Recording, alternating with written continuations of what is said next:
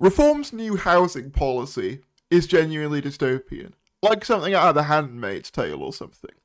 Today they set out a new social housing policy, which would see British people, and we all know what they mean by that, prioritised as people who will get social housing.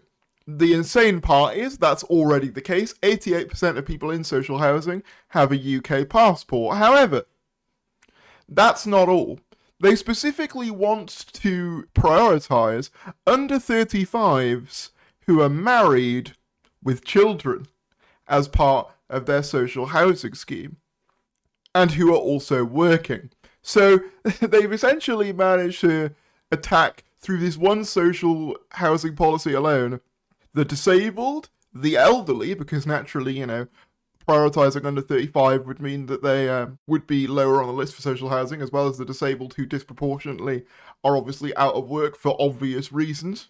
Foreign nationals, obviously, but also people who aren't married, gay couples as well, and people without children. They've basically gone for everyone in one single policy. It's quite impressive how they've managed to just, make a policy that attacks basically everyone in the country. And yet somehow people will still defend it. But let's have a look at this. Feel free to like if you enjoy, subscribe if you're new, and let's take a look. Reformed social housing plans will leave more families at risk of homelessness. And they will, objectively. Reform UK has been criticised after unveiling unserious and unworkable plans, which it is argued will make it more difficult for single parents or unemployed people to access social housing. Reform UK's plans to overhaul the housing system, social housing system, were this evening falling apart after it was claimed they would leave more families at risk of homelessness. Deputy Leader Tice will on Monday unveil plans, which is today, make it more difficult for single parents, unemployed people, or those born outside of Britain to access social housing.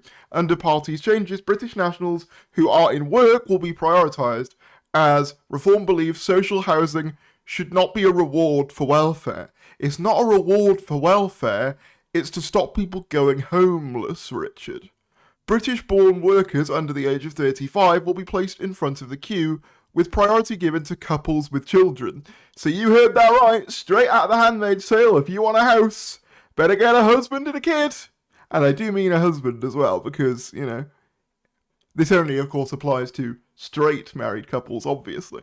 Reform has already said it would remove foreign nationals from social housing, pledging to evict them after a short grace period. Critics have branded the plans a cruel gimmick that could punish UK residents who contribute to our society, like nurses and health professionals, just because they are born outside of Britain.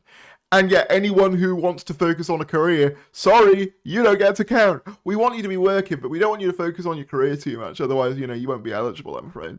Nearly 9 in 10 social homes go to UK nationals as it is, and most councils have tough local rules in place to ensure housing goes to people who need it most. The Ministry for Housing, Communities and Local Government said in a blog post in January, migrants arriving in the UK or on student or work visas are not eligible for social housing, and nor are those who arrive in the country illegally with no leave to remain.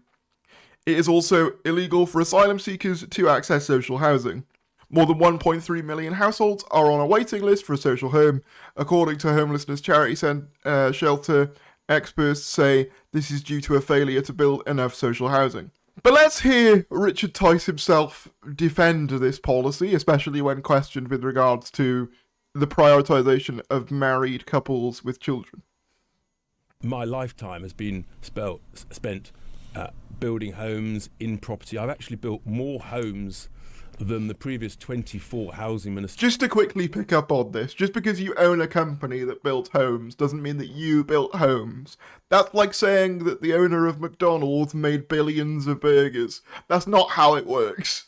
Just to clarify that, you didn't build homes, you owned a company that employed people who built homes. As this century combined. So we're going to get stuff done. We're going to build homes. And the simple fact is the housing system is broken. Yeah. The affordable housing system is broken, and Reform will fix it. Does a married British couple get priority over a single British person? Yes, that is the sort of order of preference. Well, so if you are someone who is trying to escape from an abusive partner, and you're single for that reason, or your spouse has recently died, sucks to suck, I guess. Off you go. you get right down the bottom of the queue. Sorry. This is straight out of the US rights playbook as well. The US, like, Christian rights playbook of we need to protect the sanctity of marriage and the union of man and woman and the baby and all of this. This is straight out of Trump's America, plain and simple. It's dystopian. It's genuinely dystopian. Because actually, they're doing the right thing. Families are a good thing. Having British children, British-born children, is a good thing. We need to encourage that, and it's a very natural, normal thing. Has been over centuries for people to get together, to get married, have children, and contribute to their communities. And everything that we're doing is focused solely on. What if someone, like, physically can't have children for whatever reason? Screw them, I guess. See, this is what I mean. So many of their policies, it feels like they come up with in like a how can we be evil today sort of scenario. And they don't actually think about, well, maybe they do think about the repercussions of it. But they think about, you know, all the people that this would affect. I don't know. It's just insane. A single person might have children. They might. But yeah, in an ideal world, it is well known that married couples, children in married couples, for example, will do really well at school, and we want to encourage that. So basically, if you're a child of divorce and you won't do as well, and we don't want you as much, we want, you know, married couples to stay together, disregarding the fact that, you know, in many cases, if a married couple stays together, it might actually be more harmful for them and the child. If, you know, if it's a toxic, abusive relationship, you know, that might be, in fact, it would objectively be worse in most cases. Disregard that. No, we say that you should be together, so you should be together. And these are the supposed, you know, protectors of women and girls. It's insane. It's insane. If you've got an abusive partner, I hope that you aren't thinking about leaving because you won't get a social house anytime soon. Insane. Insane policy. Of course, you know, sometimes life doesn't work out. We understand that. But as an objective, that is surely preferable. Where would a married same-sex couple fit in your priority list? Well, there'll be an allocation list, but at the end of the day... Are they doing the right thing or not doing the right thing? At the end of the day, Callum, what we're focused on is young British... No answer there. So, yes, they would be lower down than a straight married couple because they can't physically procreate. Even if they have a child, doesn't matter. It's so fucking dystopian. Workers first, and same-sex couples, British couples working, you know, they will have priority over those coming from overseas. But they'd also have priority over other British people. That's what you've said. There will be within the British community of young workers. As long as we're building plenty of homes, then there will be sufficient room for them. Because if you add up the 500,000 plus homes currently occupied by overseas. If you're saying there's going to be enough room for single parents and same-sex couples, then why even make the distinction? It's obvious that you don't think there will be, hence the prioritisation. Otherwise, the prioritisation would be completely pointless. People, overseas nationals. This is the problem. They will use immigrants and they will use people from quote-unquote overseas as a kind of stick to beat you with, not realising that if, you know, and these people don't realise that they're also going after you. You just haven't noticed. And the 500,000 we're going to build over the next decade, that's 1 million homes for young British workers and veterans, and that's the right thing to do. It's the fair thing to do. Reform are going to fix this broken system. Wait, hang on. So they want to prioritise veterans, but most veterans aren't going to be under 35. So how does that work? These policies baffle me. Every time they announce a new one, I feel like I'm going insane. He actually did defend this again to Sky News earlier today. You say you're going to designate marriage as a core allocation factor in social housing. It's nicely bolded in your document here. So what we wanted to ask is, sort of, what's your message to single parents? Are they less worthy of help than a married couple with children, for example? Marriage is a great thing. Look at the smile. What was that smile? Why did he smile like the Grinch when someone asked that? Like, what? That's a perfectly reasonable question. Like, are single people or even non-married couples of less value than married ones? And in a sense, when people get married, we all hope that it's going to be for life. Sometimes it is, and sometimes it doesn't work out.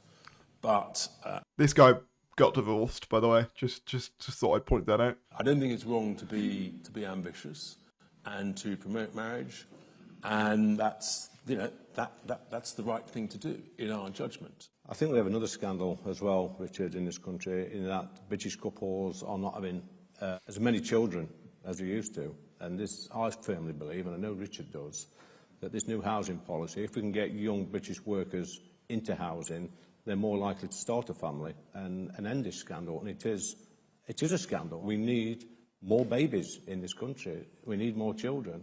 And this new policy, when we get in government, will encourage young... See, the thing that baffles me about this is they're saying, they need to increase the population, they need more babies, yet they want to deport people coming here.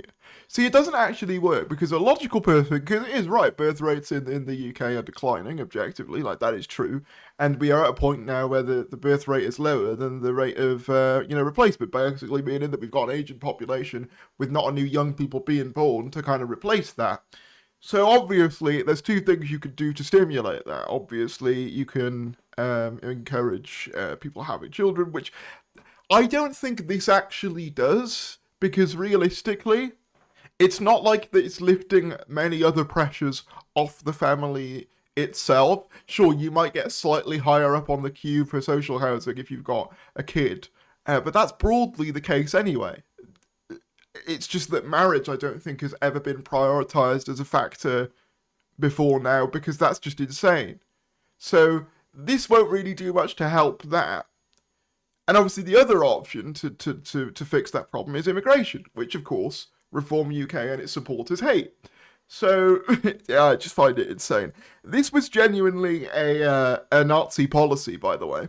The Nazi Party heavily prioritised and incentivised marriage and large families, but strictly for those deemed racially pure, obviously, in that case, obviously referring to Aryans, but obviously, in Reform UK's case, obviously they just mean, white British, really. Marriage loans, young approved couples received interest-free loans of up to 1,000 Reichsmarks. Loan forgiveness, the state forgave 25% of the loan for each child the couple had. Having 4 children meant the loan was entirely cleared. Tax breaks and stipends, families received regular cash child allowances and reduced tax rates. So you get the idea, right? The idea of, let's create a new sort of class of person that is the married couple was literally a Nazi policy. I'm not, making that up. This also extended to housing as well. It's genuinely insane. Makes sense now that they want to leave the ECHR, because I don't believe this would be legal under the ECHR either. It would be seen as discriminatory. And of course, they don't want anyone to have any rights against what their plans are. So when they say they want to leave the ECHR to stop immigration, it's a smokescreen, because we can reduce immigration without leaving the ECHR. I mean, they said that we needed to leave the EU to reduce immigration, and immigration did not go down, it went up.